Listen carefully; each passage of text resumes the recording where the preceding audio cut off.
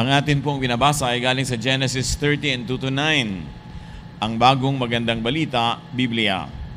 Mayaman na noon si Abraham, marami na siyang mga tupa, kambing at baka. Mula sa Negev, unti-unti siyang naglakbay pabalik sa dati niyang pinagkakampuhan sa pagitan ng Bethel at Ai. Si Lot na nakasakasama ni Abraham ay marami na rin mga tupa, kambing at baka. Mayroon na rin siyang sariling pamilya at mga tauhan. Hindi na sapat ang pastulan para sa mga kawan ni na Abraham at Lot. Kaya madalas nag-aaway ang mga pastol niya. Kinausap ni Abraham si Lot, hindi tayo dapat mag-away at ang mga tauhan natin sapagkat magkakamag-anak tayo. Mabuti pa yung maghiwalay tayo. Mamili ka. Kung gusto mo sa kaliwa, sa kanan ako, at kung gusto mo sa kanan, sa kaliwa ako. Naghiwalay ang magkamag-anak. Dahil nagkakaroon sila ng kompetensya sa pagkukuhanan ng inumin at pagkain ng kanilang mga hayop, nag-aaway ang kanilang mga tau-tauhan, naghiwalay sila ng landas. Mahirap manatiling magkasama, pero mahirap din naman magkalayo. Dahil itong si Lot ay kinailangan ay nakidnap pa, binawi pa ng kanyang tiyo na si Abraham. Dahil divided, they were much weaker. The emotional cost of togetherness. Yan ang ating pag-aaral. Ano bang emotional na bayad para ang mga tao manatiling magkakasama? Salamat aming Diyos dahil ang kabutihan nyo ay patuloy na umaapaw sa aming buhay. Salamat sa paggagabay nyo sa aming pagkakasama-sama ngayon. Patawarin niyo po kami sa aming mga kasalanan at hinihiling namin na papagpaliwanagin niyo ang aming isip. Lumalim ang pagkakilala namin sa inyo at lalo pa na makapamuhay kami ng mapayapa at mabunga. Kayong maging aming tagapangaral ngayon, Panginoon, at sa pag-aaral namin na iyong salita, nawa gumaling ang mga sakit ng aming emosyon, tumibay ang aming loob, at maging buo ang loob namin sa pagharap sa buhay. Bless us, lift up your name. In the name of Jesus, your Son, we celebrate your goodness and we pray. Amen. What are the dynamics of togetherness? Ano po ba yung mga simpleng paraan at batas ng pagsasama-sama? Well, unang-una, life is better lived in togetherness with family, especially one's spouse or partner. Mas matamis ang buhay kung magkakasama ang nagmamahalan sa buhay. Ganun na rin in togetherness with relatives and friends. Even with like-minded people. Malaking blessing na makasama natin ang mahal natin, nagmamahal sa atin, mga kamag-anak, mga kaibigan, at pati mga taong kapareho natin mag-isip. Mga taong sang-ayon tayo at sang-ayon sila sa atin, konti ang stress, konti ang paglalabanan lagi. Another dynamics of togetherness is that togetherness has an emotional cost. May bayad ang pananatiling magkasama. At malaki ang ibinabayad natin in terms of emotion. Kaya may mga nagkakahiwalay kasi ayaw na nilang magbayad ng emotional cost. Staying together requires an emotional investment. There could be so many reasons not to be emotionally attached. In fact, to detach or to fight. Hindi tayo nauubusan ng naiimbentong dahilan para mag-away-away, magkalayo-layo, magsikmatan, at maghiwalay ng landas. People are separated by emotional differences. Habang emotionally nakakasundo ang dalawang tao, napakahirap nilang paghiwalayin. Kaya napakalaking commitment dapat na mag-asawa, lalo na ng mag-asawa, na magkaroon lagi ng emotional compatibility. Pag magkaiba na ang nararamdaman, lalo't pag nagkakainisan at dumadalas, kumukupas ang pagmamahalan, na-emphasize ang galit hanggang umuwi sa paghihiwalay. People together could invent a lot of disagreements. Marami mga pagkakaiba-iba. Kaya maghalaga din ang mga magkakamag-anak, magkakaibigan, lalo mag-asawang nagpasya na mamuhay magkasama habang buhay to grow together in the same direction intellectually and emotionally. Kumisa naman sa araw ng kasal, They're still emotionally compatible, pero nagkakalayo hanggang hindi na magkabalikan. At lalong humihirap ang kalagayan pagka ang isa sa kanila o pareho sila ay nagkaroon ng ibang compatible person. Pag nahulog ang loob, nakaisang loob ang ibang tao, nagkakaroon ng third party kung minsan ang relationship. People are separated by emotional wounds. Mga nasaktan, sumama ang loob, nagtampo, naghinanakit, nagalit, namuhi. Lahat yan pwede mangyari. Nagkakaroon ng selosan, kumisa na inggitan. Yung mga sugat na yon, nagiging mga bakod na naghihiwalay sa mga taong dapat sana ay napag-iisa. James 3:16, whenever people are jealous or selfish, they cause trouble and do all sorts of cruel things.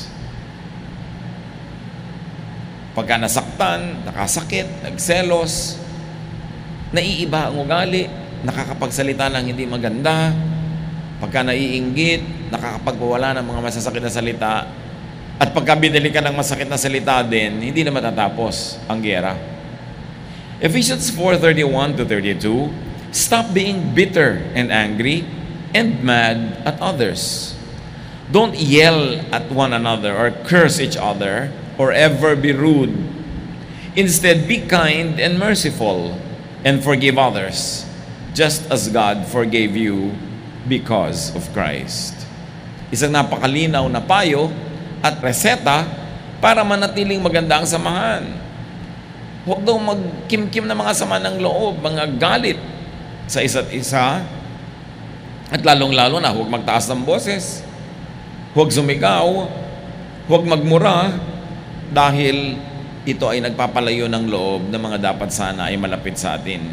Huwag maging magaspang ang ugali. Sa halip, baligtarin ito, maging mabait, maging mabuti, mahabagin, mapagpatawad. At pag nangyari yon, mahirap buwagin ang pagsasamahan ng mag-asawa, magulang at anak, magkapatid, magkaibigan, maging magkakasama sa trabaho. People are separated by emotional protectionism. Yung mga ayaw masaktan, pinoprotekta ang sarili nila, lumalayo na lang. O yung ayaw na patuloy na masaktan pa, nagiging very defensive, nagsasara ng puso, nagsasara ng isip, para hindi na lang siya maabot. Proverbs 14:10-11, each heart knows its own bitterness. May kanya-kanya tayong pait na dinadala, at pag hindi mo yan hinandle na mabuti, ikaw ang i-handle niyan. Kaya dapat laging pinagtatapat sa Panginoon, kung maaaring ihinga sa magandang paraan, para hindi maging pangit ang bunga ng paghihinga, kundi mapabuti. Dapat hindi iniingatan at kinikimkim ang mga sama ng loob na ito, dahil lalabas at lalabas din. 1 Peter 3:9, don't be hateful and insult people just because they are hateful and insult you. And Jesus said something to that effect, do not return evil for evil. When people curse you, you bless them, para matigil yung cycle of evil. Pag may sinabi at ginawang masama sa iyong kapwa at sinuklian mo ng masama rin, susuklian niya uli ng masama, hindi na matatapos. Pero pag ginawan ka ng masama at hindi ka nagsukli ng masama at binaligtad mo at gumawa ka pa nga ng mabuti, well, may posibilidad na gumawa pa rin siya ng masama, pero pahinanay ng pahina kasi nawawalan na siya ng lakas ng loob na gumawa ng masama. At maaari pa nga magkaroon siya ng pagbabagong loob. At kung hindi man siya magbago, hindi mo dinagdagan ng apoy, hindi sobrang lalaki. Isipin natin ang mga mahal natin sa buhay na nalayo sa atin, lumayo sa atin, nilayuan natin, para huwag nang mayroon pang madagdag na lumayo at mapalayo.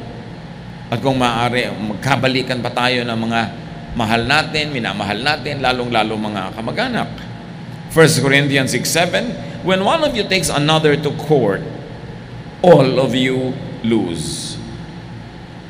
It would be better to let yourselves be cheated and robbed.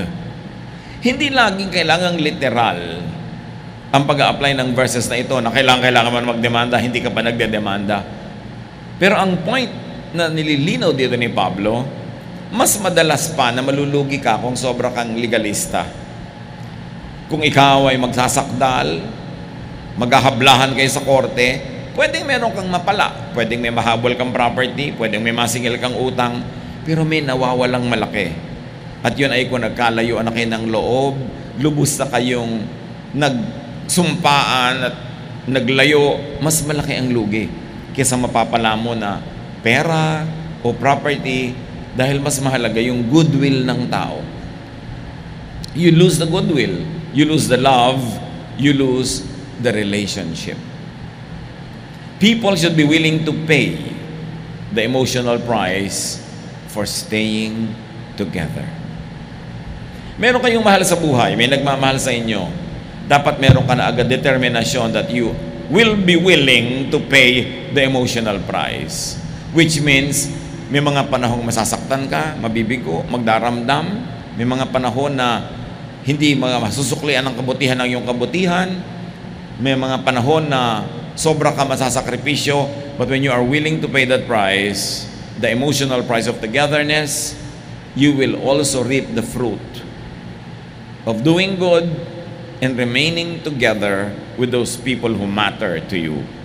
The emotional price and complications of going and staying apart could be so much more. Yes, mahirap sikaping manatiling magkasama, pero mas mahirap din namang maghiwalay. May babayaran ka, may ibabayad ka para manatiling maganda ang relasyon nyo. Pero malaki din naman na ibabayad pag pumangit yung relasyon eh. Lalo't kung dinagdagan mo pa yung kapangitan. Magbabayad ka na rin lang, mapapagod ka na rin lang, mapagod ka na on the side of restoring and keeping the relations instead of destroying it further. Pareho lang nakakapagod yon, pero mas maganda ang bunga nung pinagpapaguran mo na mabuo kayo, ma-repair kayo, mapaayos kayo. To be together, love should be equal to or greater than hatred. Araw-araw naman nangyayari yun eh. May nakakatuwa, may hindi nakakatuwa. May maganda, may pangit. Pero para manatili ang pagsasama, manatili ang magandang samahan, kindness should be equal to or greater than unkindness. May nagagawa ka kumisan na hindi mabait, hindi mabuti, pero dapat matakpan mo yun. Makabawi ka. Mapalitan mo man lang ng kabutihan o mas dagdagan mo pa ng higit na kabutihan yung nagawa mong hindi mabuti. Same with politeness and rudeness. Kuminsan nagiging magaspang ka ang iyong ugali, hindi ka masyadong in the best of your behavior, pero dapat lagi kang bumabawi. Na mas marami kang politeness kesa rudeness. Mas marami kang kagandahang asal kesa kapangitan ng asal. And the same goes for goodwill and ill will. It should be equal to or greater than. Kung hindi, pag palaging mas maraming hatred kesa love, mas maraming unkindness kesa kindness, rudeness kesa politeness, ill will kesa goodwill, guguho ang inyong relasyon. At ito kuminsan na hindi napapansin ng mag-asawa na unti-unti na palang dumadami yung negative, nadadaig na yung positive. Sobra na palang inabuso ni babae si lalaki o ni lalaki si babae. Akala niya pwede yun sunod-sunod, araw-araw, buwan-buwan, taon-taon, hanggang puno na pala yung isa at ayaw na. Yan ang mathematics yun eh. Do the numbers. We are not perfect beings. May nagagawa tayong mali, pero dapat sa pinakamadaling panahon, maitama mo yun. Mapalitan mo ng tama at masapawan ng tama. Dahil kung minsan tayo pagod, meron tayong mga pagkukulang, pero tiyakin mong nakakabawi ka agad. Napupuna ng mga pagkukulang, nasosobrahan pa nga. Kung minsan meron tayong nasasabing hindi maganda, pero dapat natatabunan mo yun ng mas maraming maganda. But the problem with words, pag nasabi mo na, kahit anong bawi ang gawin mo, nandun na yung sugat. Bihira na nabubura ng magandang salita later yung naunang sinabing pangit. Pwedeng magpatawad yung napagsabihan, pwedeng makalimot sandali, pero nababaalala at naaalala. Kaya yung pananakit sa pamamagitan ng salita, pag-ingatan nating sobra dahil ang hirap bumawi pag nanakit tayo sa pamamagitan ng ating dila. 1 Peter 3:9-11, don't be hateful and insult people just because they are hateful and insult you. Instead, treat everyone with kindness. You are God's chosen ones, and He will bless you. The scriptures say, do you really love life? Do you want to be happy? Then stop saying cruel things and quit telling lies. Give up your evil ways and do right as you find and follow the road that leads to peace. Sinasabi in the context of the relationship within the church, pero mas lapat sa relationship ng mag-asawa, ng magkakapatid, ng nasa isang pamilya, ng magkakaibigan. Na huwag nagsasalita ng pangit. At huwag mangi-insulto. No? Sabi niya, talaga bang mahal mo ang buhay? Gusto mong sumaya? Well, tumigil ka ng kasasabi ng mga malulupit na mga salita. Hindi ka sasaya pag malupit ang iyong dila. Bakit? Sasaktan mo ang mga tao nagmamahal sa iyo, lalayo sila, mag-iisa ka. Paano ka sasaya nun? And quit telling lies. Kasi pag lagi ka nagsisinungaling, lalo sa iyong asawa, nadadala, nasasaktan, mamaya ayaw na maniwala. Wala ka ng credibility. And when you lose the trust of your spouse, you lose. Malaking lugi yan. Dapat idilat ng mga may asawa ang kanilang mga mata sa katotohanan na negative, positive, negative, positive. May accounting ang relasyon. Dapat positive ang balance mo. Dapat ang bottom line mo, positive. Pag lagi kang withdraw ng withdraw, mauubos siyang account mo at bigla na lamang na wala na pala. Dapat iniingatan, lalo kung mahal mo at lalo kung mahal ka. Kumisan kahit hindi mo mahal pero mahal ka, ingatan mo dahil napakarami na bang magmamahal sa iyo? Sayang naman tong isang to.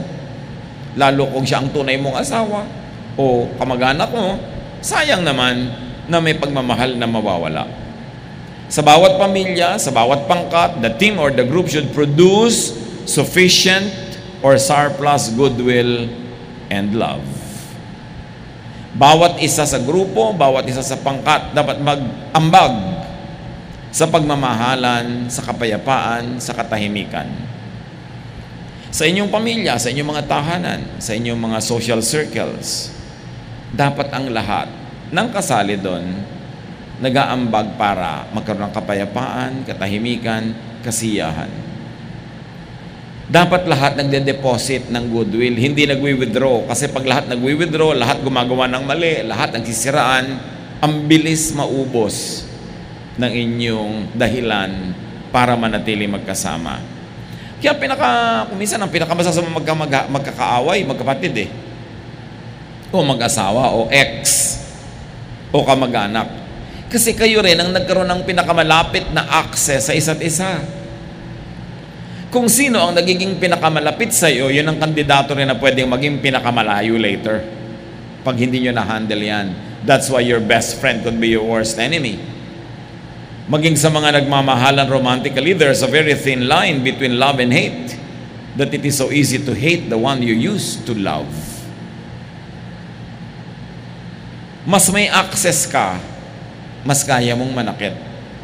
Kaya yung mga dating close, pag yan na nag-away, ang sama. Ang saklap. Kasi close to each other.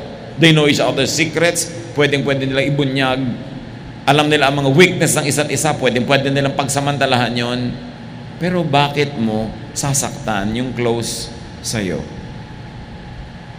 Bakit yung naging close na sa'yo, ilalayo mo pa o papalayuin mo pa? Sayang. Meron kang naging asawa na mga 5, 10, 15 taon. Bakit papawalan mo pa yan para magsimula ka na naman ng iba? Maibabalik mo ba ang panahon?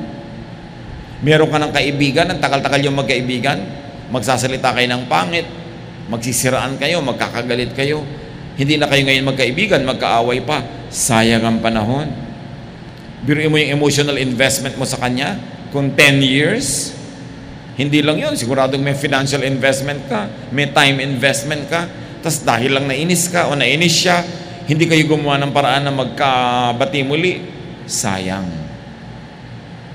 Mabuti sana kung mabubuhay ka sa mundo forever. Pero, dumadaan ng oras. Maaaring yung iba, malapit na palang bawian ang buhay. Hindi na pwedeng i-replay ang buhay. Sayang yung naipundar na mga relasyon kung sasayangin. Colossians 3:13-16, put up with each other and forgive anyone who does you wrong, just as Christ has forgiven you. Love is more important than anything else. It is what ties everything completely together. Each one of you is part of the body of Christ, and you were chosen to live together in peace. So let the peace that comes from Christ control your thoughts. Makapangyarihan at magandang payo. Sabi niyan, pagpasensyahan kayo. Magpatawaran kayo. Tulad ng pagpapasensya at pagpapatawad sa inyo ni Jesus. Ang pag-iibigan ay mas mahalaga kahit sa ano paman. Mas mahalaga ito kaysa sa pride. Mas mahalaga ito kaysa manalo ka sa pagtatalo. Mas mahalaga may pagmamahal. Yan, sabi ko noon, ang nagbubuklod sa lahat-lahat pag may pag-ibig. Huwag na huwag pababayaan na yan ay mawala o maubos. Sabi, be grateful. Let the message about Christ completely fill your lives. While you use all your wisdom to teach and instruct each other, with thankful hearts, sing psalms and hymns and spiritual songs to God. So fill your life with godly songs. Hindi lang kanta yun, kahit expressions, kahit body language, laging ina-express mo is what is beautiful, what is godly, what is uplifting, para masarap kang kasama at para maitaboy ang mga negative powers in the air. Dapat positive, cheerful, happy. If you will maintain a good relationship, dapat yung general climate in being with you is positive, cheerful, and happy. Hindi negative, sad, and miserable. Pag lagi kang miserable and sad, mauubos yung goodwill ng tao pagkasama ka, mauubos yung lakas niya hanggang mamaya iiwasan ka na niyang makasama. Kaya ang matatalinong tao, hindi kayo lagi nagpapalungkot, nagbibigay ng problema sa kapwa. Hindi yung darating siya sa inyo, meron kayong daing, meron kayong problema, meron kayong negative na kwento, meron kayong nakakasira ng loob, meron kayong chismis, mamaya iiwasan na kayo. Hindi ka panapanabik na puntahan yung tao na pagdating mo, may reklamo lagi. Laging merong sumbong, laging merong kulang, dapat masaya kang kasama. Tungkulin nating pasayahin yung hangin para lapitan tayo ng mga tao at hindi iwasan. Everyone should contribute to the collective goodwill. So pag merong masaya, makisaya ka. Alangan namang killjoy ka. Merong malungkot, makiramay ka, magko-contribute ka para ka nais-nais, kaibig-ibig, kapanapanabik na ikaw ay kasama sa buhay. Naitatanong ba natin sa sarili yon, yung masarap ba akong kasama? Madalas nagtatanong tayo, pantay ba ang kilay ko? Diba? Maganda ba ang gupit ko? Pero naitatanong ba natin, masarap ba akong kasama? Lalo sa mag-asawa, maitanong nyo naman, masarap ba akong kasama? Paano pa natin mas mapapasarap? Pag sinabi ng asawa mong, itahin natin ang bibig mo para huwag ka na makapagsalita, para sumarap. Ibig sabihin, over-talkative ka na nun. Diba? Dapat nagtatanong tayo, let's not presume na masarap tayong kasama. And there's a basic law in life. Anything pleasurable you want to repeat experiencing, anything unpleasant you avoid repeating. So pagkasama ka ba, pleasant or unpleasant? Because if you are pleasant to be with, people will like to be with you again and again and again. But if you are unpleasant to be with, people will avoid repeating the negative experience. Iiwasan ka. Kung asawa ka, kapatid ka, nanay ka, biyanan ka, ang daming unpleasant, konting-konti lang yung pleasant, mabubura ka sa social registry. Unti-unti mong mahahalata na nagkakaroon ng mga okasyong hindi mo nalalaman, hindi ka naiimbita. May mga lakaran na puwera ka. O nasa isang bahay lang kayo pero walang kumakausap sa'yo kasi hindi pleasant.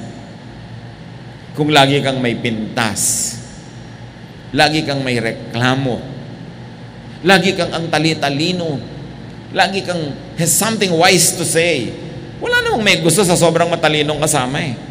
Kakapagod. Kaya dapat iniiwasan din natin yung mapurga yung mga tao sa ating wisdom na hindi naman nila hinihingi. Be nice to be with. At iba-ibang tao, iba yung concept nila ng nice, so mag-a-adjust ka rin. Mahalaga. Dahil, sabi ng Diyos, it is not good for a man to be alone. Siya na ang may sabi nun. No matter what self-denial some of us might want to do na, ay, ako okay lang alone, ako okay lang alone. Ang totoo, alam mo, hindi okay yun. Nag-okay-okayan ka lang dahil alone ka, wala kang choice. But it's always nicer when people are around, especially if there is a positive air when you are together. Kaya sa Romans 16:17, my friends, I beg you to watch out for anyone who causes trouble and divides the church by refusing to do all you were taught. Stay away from them and apply that to your family. Apply that to your social circle. Watch out those that divide. Pagsabihan sila, ituwid sila, and at the very least, huwag magpadala sa kanila. Sa pamilya, kung minsan hindi natin napapansin, ang daming division.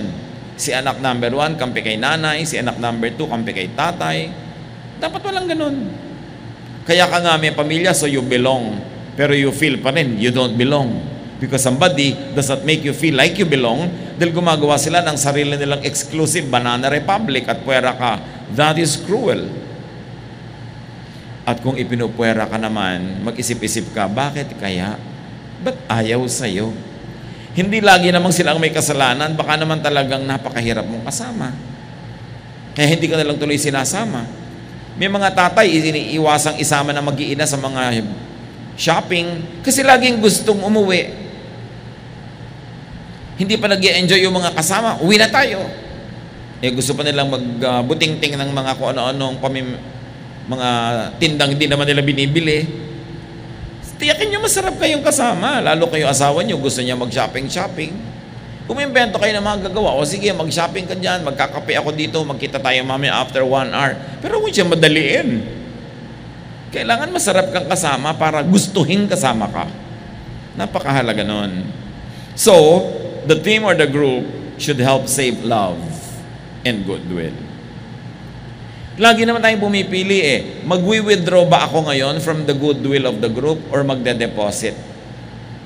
Magdadagdag ba ako ng saya o magbabawas? Pag conscious tayo nun, madalas we will make the right choice. May okasyon, bigla kang uminit ang ulo, nagalit ka sa isang bagay lang. Really? Gusto mong mag-withdraw ng goodwill sa magandang okasyon na to? Ngayon pa, sa oras na ito, dito ka pa mag-aarte, magdadrama, magagalit. Kung kailan may pagtitipon, kung kailan masaya, hindi mo pwede maghintay yan. Talagang gusto mo mag-withdraw? Sayang naman. Dapat may timing ang lahat. For everything there is season and a time for every matter under heaven. Kumisan may mga panahon na kailangan ka ng mahal mo sa buhay o na nagmamahal sa'yo. Pero sa panahon na yun, hindi mo siya kailangan. Kasi nalilibang ka, may gusto kang gawin o may gusto kang tapusin o meron kang ginagawa.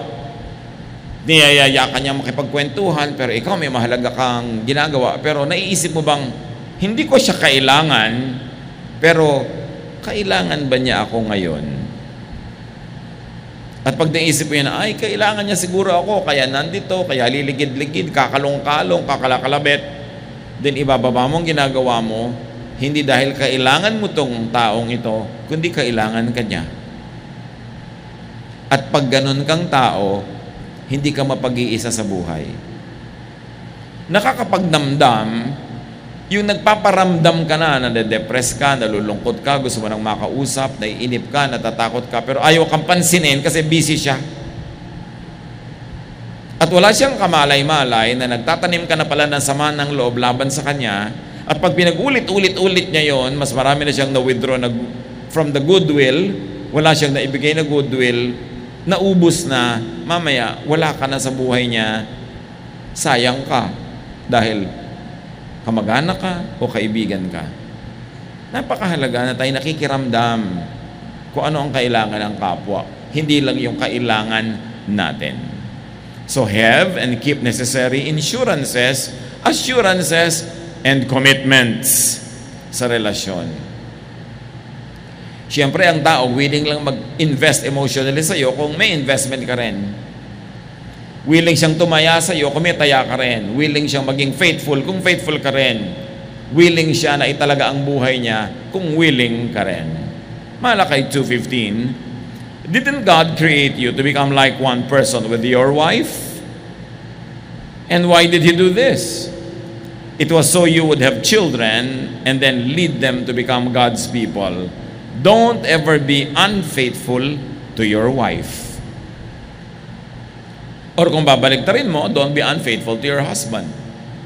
Sinasabi sa Malakay 2:15, kaya ka binigyan ng Panginoon ng kabiyak, para ka maging tapat sa Kanya, para magkaroon kayo ng mga supling, magkaroon kayo ng tahimik na buhay, sa ikabubuti niyong lahat. Pero subukan mong magtaksil, subukan mong magsinungaling, masisira yan. Dapat mong pahalagahan to not be unfaithful to your spouse. Isang pananagot ang napakahalaga. Yan ang number one family destroyer, yung unfaithfulness. Lahat naman napapatawad, katamaran, pagkakamali, nasunog mo yung bahay, yung kotse, naihulog mo sa bangin, napapatawad. Pero yung nagtaksil ka, ang hirap makalimutan. Lalo't kung mahal ka. Kaya dapat pinapahalagahan mo yung pagtitiwala ng iyong asawa. Ephesians 5:25, a husband should love his wife as much as Christ loved the church and gave His life for it. And 1 Peter 3:1, 4, and 7. If you're a wife, you must put your husband first. Be beautiful in your heart by being gentle and quiet. This kind of beauty will last, and God considers it very special. Long ago, those women who worship God and put their hope in Him made themselves beautiful by putting their husbands first. If you are a husband, you should be thoughtful of your wife. Treat her with honor. Yan pala ang pinaka-importanting biblical beauty secret. Na unahin mo ang kapakanan, ang dangal ng iyong asawa. Sabi, yan ang magagandang babae. Yung malinis ang puso, matapat sa asawa, at inuuna ang ikabubuti ng kanyang asawa. Sapagkat pag ginawa mo yun, siyempre yung lalaki, lalo ka mamahalin, uunahin ka rin niya. Pero pag nineneglect mo siya, magkakaroon siya ng excuse na ineglect ka rin. Ephesians 6:4, parents, don't be hard on your children. Raise them properly. Teach them and instruct them about the Lord. Isang malaking insurance na ang pamilya mo ay magiging buo kung habang bata, inuunahan mo ang sanlibutan na magturo sa iyong anak. Tinuturuan mo siya maging makadiyos, mabuti, minamahal mo siya, sapagat ang pag-ibig na itinatanim sa puso ng anak, talagang garantisadong namumunga. Marami sa mga tao, paglaki nila habang buong adult years, masamang ugali, mahirap makasundo, may mga psychological problems kasi hindi minahal ng magulang ng sapat nung maliliit pa. At kung sakali, nawa ay wala, na ganyan ang naging karanasan, huwag niyo nang sisihin yung mga magulang niyo noong unang panahon pang mga pagkakamali nila. Buti nilang may magulang tayo sa langit, ang ating Panginoong Jesus, na pwedeng mag-make up sa pagkukulang ng ating mga earthly parents. Gumawa ka ng paraan para papunan yung kulang nun. Huwag kang laging puro na lang sisi tungkol doon dahil hindi mo na may balik pa. Pero habang tayo nagpapalaki ng mga bata, love them. Show them how to grow up in the Lord. At sabi nga, teach a child habang bata pa siya. At pag tumanda siya, hinding-hindi niya yun lalayuan. Pwede lumilihis-lihis ng konti, kaliwa, kanan, pero bumabalik at bumabalik din pag pinalaki mo talaga sa tama. Hindi sobrang naliligaw. Importante na huwag daw maging malupit sa mga bata. Ang itanim sa kanila pag-ibig, pagtitiwala, pagmamahal. 1 Timothy 5:8, people who don't take care of their relatives, and especially their own families, have given up the faith. They are worse than someone who doesn't have faith in the Lord. So ang tunay na pananampalataya ay nagbubunga ng pagiging mabuting kamag-anak, mabuting provider, mabuting miyembro ng pamilya. Ang tumatalikod daw sa pag-aruga ng mga kamag-anak, lalong-lalo ng nuclear family mo, yung tatay, nanay, kapatid, asawa, magulang, anak, sabi, masahol pa yan sa hindi mananampalataya. At anong sabi sa mga anak, children, sa Ephesians 6:1-3, you belong to the Lord and you do the right thing when you obey your parents. The first commandment with the promise says, obey your father and your mother, and you will have a long and happy life. May turo ang Biblia sa bawat miyembro ng pamilya. Sa dalawang magka-partner na mag-asawa. Lahat, merong dapat gawin, lumagay sa lugar para tumama ang lahat. Pati sa magkakaibigan, Proverbs 17:17, a friend is always a friend, and relatives are born to share our troubles. Ito kung minsan ang pagdadalawang loob ng mga mananampalataya, lalo yung mga sobrang relihiyoso. They stop being a friend to their friend pagka yung friend ay nagkakaroon ng kasalanan, nagkakaroon ng kalituhan, o nagkaroon ng ibang relihiyon. But sabi, a friend is always a friend. Huwag dapat bakuran yung pagiging kaibigan mo ng kanyang performance, ng kanyang holiness or sinfulness, maging ng kanyang religious belief at the moment. Lalo ka maging kaibigan. Marami nagtatanong, ano pong gagawin ko sa anak ko? Ganito, nagkakasala siya. Well, hindi mo naman mapigil, pagmahal ka na lang na magulang. Ang sister ko po, may nagtatanong ba sa akin sa Facebook, ang sister ko po ay mistress. At ngayon, buntis na siya, mistress siya. Anong gagawin ko sa kanya? Na-offend po ang aking pananampalataya. Sabi ko, why don't you just be a loving sister? Hayaan mo na lang Diyos ang mag-judge sa kanya. Kapatid ka magpakakapatid ka na lang. Siguro may dahilan kaya siya nasadlak sa kalagayan na yan. Meron siyang pangangailangan, meron siyang kalituhan, o meron siya talagang pagkakamali. Pero maging kapatid ka na lang, mahalin mo na lang. Hindi mo alam kung anong kulang sa buhay niya, kaya siya nagkakaganyan. Napakahirap kung minsan na ang kamag-anak mo, kapamilya mo, o kaibigan mo ay relihiyoso. Nilalagyan niya ng mga religious standards ang kanyang pakikipagkaibigan. Na pagka hindi na niya gusto yung version ng Bible na binabasa mo, hindi ka na niya kakibuhin. Pagka sa tingin niya nagkakasala ka, lalayuan ka na agad. Kung kailan mo kailangan ng kaibigan, kung kailan mo kailangan ng kamag-anak, doon ka palalayuan ni relihiyoso. Hindi ganon ang style ni Jesus. Kaya talagang dapat ibalik natin si Jesus sa Christianity. Gagaan ang buhay, magiging masarap tayong kasama, at mas makakaakay tayo ng mga tao tungo sa Panginoon. So togetherness requires agreement. Kailangan pinagkakasunduan yan. Kaya nga ang kasal, may kontrata pa eh. Yun yung agreement, nakasulat pa, may mga saksi pa. Tapos laging gusto maghiwalay. Kailangan mag-invest ka para tumibay yung kasal, hindi humina at mawasak.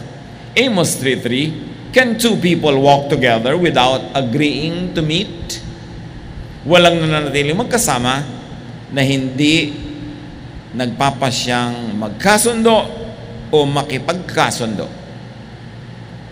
Pag merong naghiwalay, ibig sabihin, hindi na sila nagkasundo at ayaw nilang magkasunduan pa. Kaya meron silang pananagutan. Togetherness requires commitment. It has a price. Ang Panginoong Jesus, sinabi niya sa kanyang mga alagad, samahan niyo ako, napakabigat ng aking pasanin. Samahan niyo ako maglamay. Magdasal tayo. Matthew 26:40, He came back and found His disciples sleeping. So He said to Peter, can't any of you stay awake with me for just 1 hour? Kailangan may commitment para manatiling isa at nagkakaisa. Togetherness requires cooperation. Talaga kailangan makiayon ka, makisama, makibagay, makisangkot, makiisa. 1 Corinthians 12:12, the body of Christ has many different parts, just as any other body does, but each part performs its specific role. Ganon din sa mag-asawa, meron kayong parts, ganon din ang magulang at anak, ganon din ang magkakapatid, ang pamilya, ang church. You have to do your part. You have to contribute positively to keep the relationship. And not only to preserve it, but to make it nice and beautiful and enjoyable, because you will never pass this way again. Minsan lang tayong mabuhay dito sa mundo, at sabi ni Lord, it is not good for man to be alone.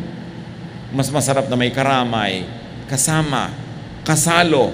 Pero para mangyari yon, you must be willing to agree and you must be agreeable.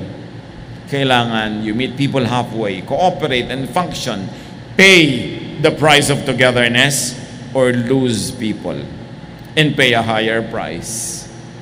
Be isolated and be alone. Remember, the Lord said, it is not good for a man or a woman to be alone. We must pay the price. Count the cost. Mas mahal ang bayad pag nawala yung mga taong mahal natin o nagmamahal sa atin. So pay willingly, sacrifice willingly, it is worth it. Just like Jesus paid the price to keep the relationship with humans, with us. And it is worth it. Dear Lord, ipakita niyo po sa amin ang kalagayan namin. Ipaliwanag niyo po kung ano ang namamagitan sa amin at mga taong bahagi ng aming buhay. Turo mo sa amin na magpatawad, to make up for people kung sila ang may kulang, o kami man po, Panginoon, puna ng mga kakulangan namin. Patalinuhin niyo kami para lagi naming malinawan na mas marami dapat kaming positive contribution kaysa negative withdrawals sa aming mga relasyon. Kung ngayon ay nalalayo kami sa mga taong dapat ay mahalaga, turuan niyo kami kung paano malapit. Kung kami ang may kasalanan o sila, bigyan niyo kaming karunungan so that we will become agents of peace instead of trouble, so that we will become blessings instead of curses. At nawa, Panginoon, ang dalangin namin, lalo sa mga mag-asawa, mga magulang at anak, mga pamilya na nagkakalayo, pagbuklurin mo silang muli, papaliwanagin ang pag-iisip, bigyan ng karunungan na gawin ang tama. At sa mga hindi naman ito ang problema, patuloy niyong gawin kaming conscious, Lord, to stay responsible so that our relationship with people who matter will never be destroyed by irresponsibility. Pagbulay-bulayan natin ito, mga kapatid, at pagpalain tayo ng Panginoon with beautiful, powerful, and lasting relationships.